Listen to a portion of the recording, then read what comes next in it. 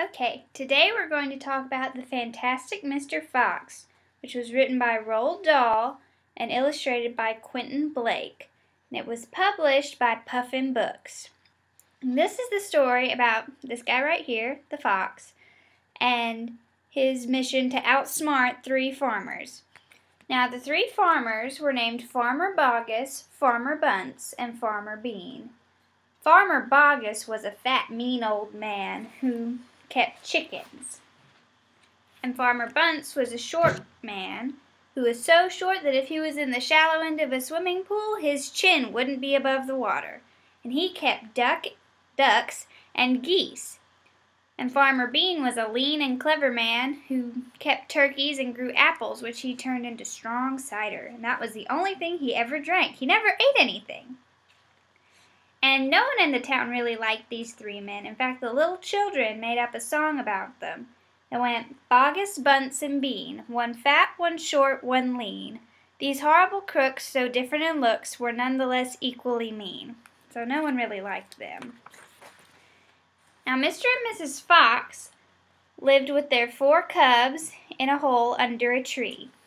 Every night, Mr. Fox would ask Mrs. Fox what he should steal for supper, because he would steal their food from these 3 farmers. And the farmers would wait outside with shotguns, hoping to get Mr. Fox, because they didn't even like to give things away. They certainly didn't want to have things stolen from them. But Mr. Fox was too clever for them. He would walk with the wind in his face, so that way, if there was a farmer near him, he would smell them, and then he could go the other direction. And the farmers, when they realized they couldn't catch him on their terms, they decided they were going to wait outside his hole and shoot him. And so they waited outside, and when Mr. Fox left the next day, they shot at him, but all they got was his tail.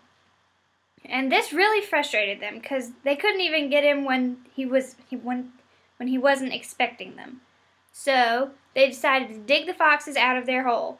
And foxes dig too, so Mr. Fox and his family just dug and dug faster than the farmers. And the foxes were so proud of themselves, they thought they'd outsmarted these farmers. But the farmers decided to cheat a little bit, and they used mechanical shovels like we use to build things. And so the foxes just dug and dug and dug for days, but they could never really get very far ahead of these shovels. And they were tired, and they didn't have any food or water, and they just couldn't figure out what to do. But then Mr. Fox came up with a plan. But I guess you'll have to read the book to figure out if he beats the farmers or not.